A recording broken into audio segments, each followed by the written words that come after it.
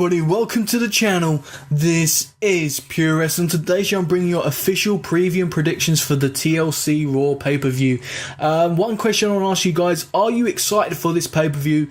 In the comment section down below, as always, let me know your predictions, your thoughts on each match and the actual build-up towards TLC. My opinion on the build-up has been, it's been pretty much the Shield versus Miz's team and Finn versus Bray. Everything else has been rushed. That is pretty much my thoughts on the build. I think it's been a poor build. I am not super excited. I am just sort of down the middle. I'm sort of a little bit edging towards disappointed as well.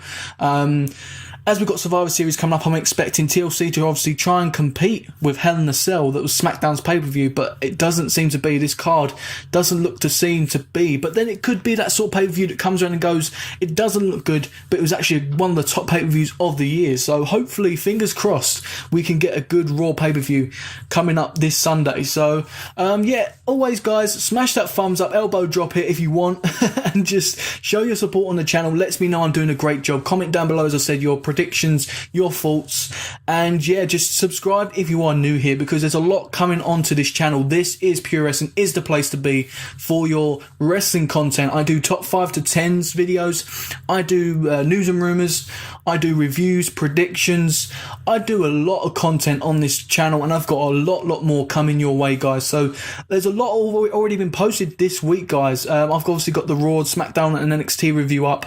I've also had news and rumours this week. I've also got another video for you coming up tomorrow, guys, about the Mae Young Classic. I choose 5 competitors from the Mae Young Classic I was super impressed by coming out of it. So if you're excited about that, let me know in the comment section down below. Let me know if you're excited. I'd be very grateful. But yeah, guys, enough of the talking. As I said, smash the thumbs up, subscribe, hit notification bell if you haven't already as well, and comment down below. Thank you very much, guys. We go straight into your preview and predictions for TLC. So we go straight into the pre-show, and I'm going to go with Alicia Fox versus Sasha Banks. If you hear that title in there, Alicia versus Sasha. Now, the reason I put it that way is because it doesn't make sense. Why is Alicia Fox in a feud with one of the best wrestlers in women's wrestling right now, in my opinion?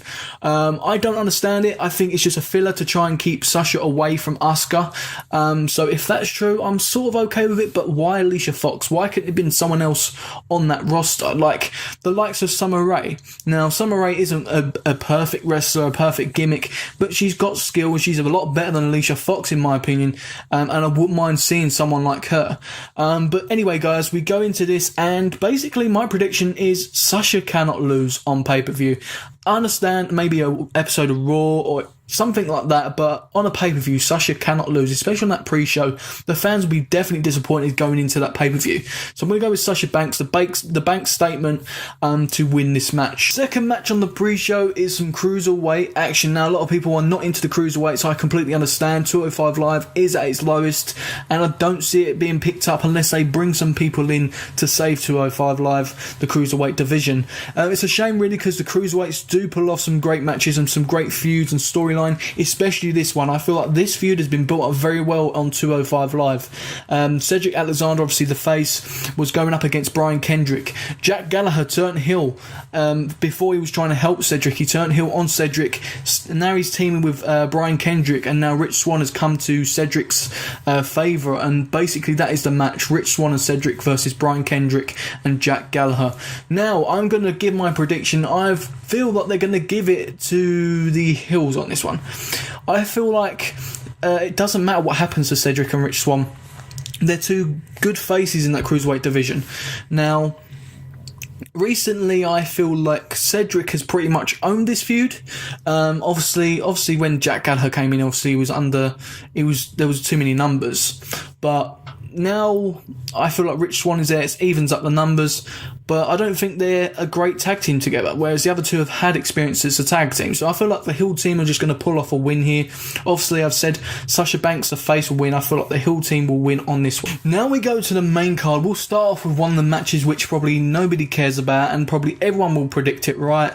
I'll be very shocked if they don't do it this way. So we have the Cruiserweight Championship match, Kalisto versus Enzo Amore, I call him. Lots of people may like him. Personally, I don't. Enzo Amore, ever since they split that tag team, I personally have just sort of gone off of him and he's got more cringy and more annoying. And now I know that's his character and he's working his character well. That's something I can say.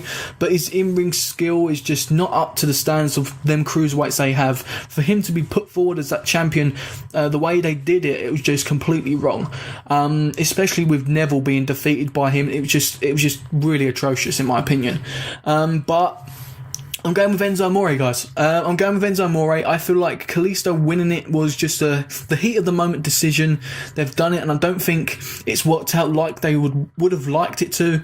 We've got some of the crowd in 205 Live doing the lucha, but not many people. So I think they're going to give it to Enzo Amore. We're going to see him hold off, and I feel like maybe Cedric Alexander or Mustafa Ali, two cruiserweights that are being built up. I feel like one of them two will be your next cruiserweight champion, taking it off of Enzo Amore. Now, Kalisto, I really like Kalisto. I don't like his promo work, but I like Kalisto's in-ring work as a luchador. He's one of the best.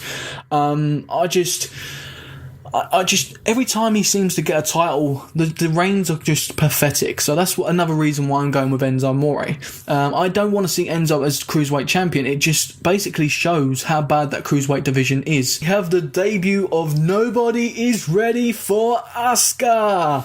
Now, yeah, I think they are, to be honest, because this is the main roster, unfortunately.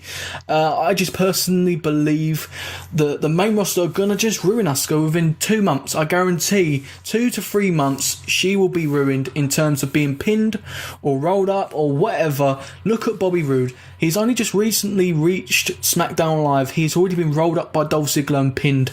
We've had Shinsuke Nakamura being over mic time. He's just had too much mic time and been used silly in terms of creativeness. On NXT, they were treated like gold. They were champions. They were literally built up over a certain amount of time as champion, and they had some good feuds. Can that change? Yes, of course, but this is WWE's main roster creative.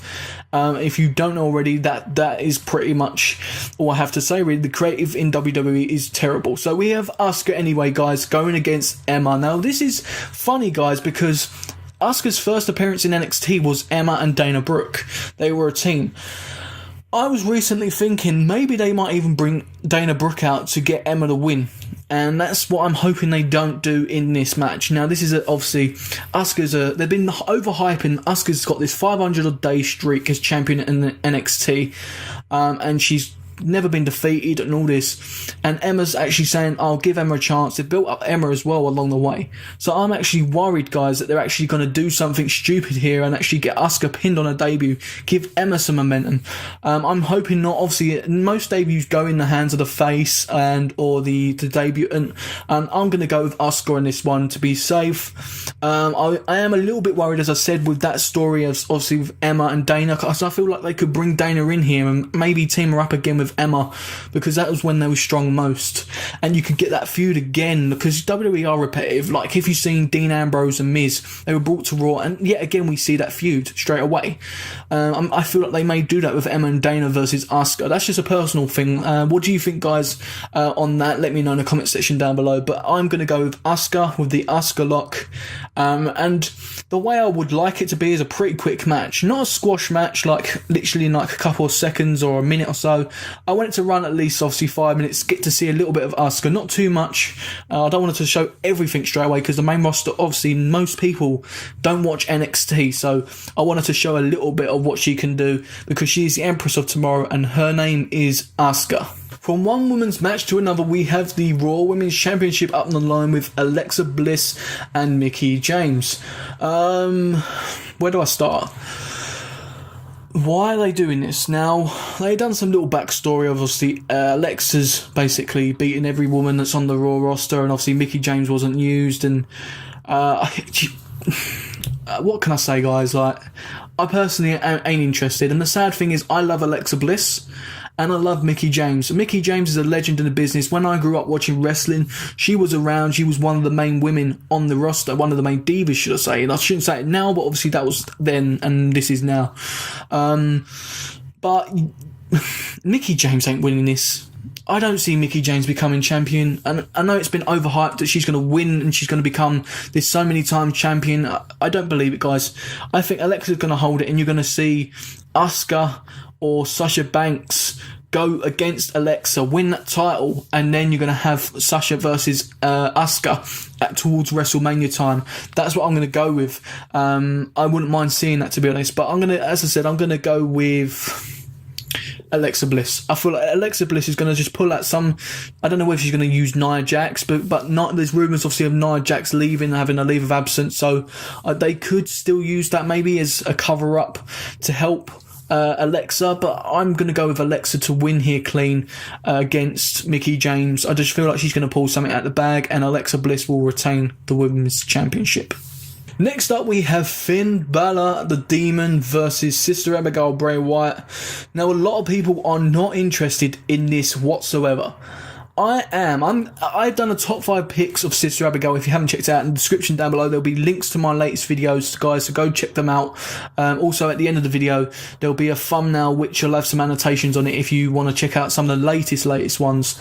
They'll be on there. But yeah, I've done a top 5 picks of Sister Abigail recently, and my first pick was Bray Wyatt to become Sister Abigail. The reason why is because I had some story behind it, which I'm hoping they tell soon, where Sister Abigail, as a spirit, a body may have been burnt, but her spirit still lives, and she's took over Bray Wyatt. That's the story I think they should go with on this, and Bray Wyatt should use this gimmick. Now, there's one thing I am worried about. If Bray Wyatt does come out as just as Bray Wyatt, I'm going to lose my temper, because they could be so creative here and utilise this well and get people behind it, because at the moment, not a lot of people are. I'm a person that loves to give credit where it's due and give people chances, and this is what I'm trying to do here. Now, Finn Balor and Bray Wyatt's build-up hasn't been good. The last match was okay. I did actually enjoy their last match they had on Raw, I think it was. But apart from that, it's been pretty poor. So I'm hoping they utilise Sister Abigail, and maybe later on they can use this to build the Wyatt family again, maybe with some new members, maybe Bo Dallas being mentioned going into that, and maybe bring some more up. Maybe in the Bludgeon Brothers on SmackDown Live, Luke Harper and Eric Rowan could even be recalled at one point later on with a superstar shake-up or a draft or whatever, and we may see the Wyatt family again come along. So I don't know, that's just obviously me just fantasy talking, but I'm going to go with Bray Wyatt here, guys. Bray Wyatt, I feel like, needs the win. Obviously, Sister Abigail, he's got this new strength, this new power, and I feel like we should see a good Bray Wyatt here. Convince people, WWE. If anybody is watching from WWE, convince us why we should believe in Bray Wyatt, the God, Sister Abigail, etc. I feel like Finn Balor has obviously won quite a bit against Bray Wyatt, and I feel like this is their opportunity, as I said, to show us Bray Wyatt as Sister Abigail, and I'm a little bit convinced. But I am a little bit worried, as I said. Next up, guys, we have the final match of the pay-per-view, which has been basically built around, and it is the Shield, Dean Ambrose, Seth, and Roman Reigns going up against the Miz, Braun Strowman, the Bar. I don't know whether Curtis Axel will be in this match, probably on the outside. Bo probably won't be there, and we've got Kane, which has recently been introduced. I don't know why, but they've introduced Kane. I'm going to give you my thoughts on this build-up. The build-up, I thought the Miz and the Bar would have been the right choice. Then they added Braun Strowman. I was like, okay, right. As long as they give Miz's team the win here, because they've got Braun Strowman. If it was just the Bar and the Miz, okay, the Shield should win. But because they've got Braun Strowman as well, they should win. Now they've added Kane. Now the numbers are outnumbered. Are they going to go the storyline, which is the most obvious, where they, on the night, add another member to the Shield, or someone comes up to help the Shield?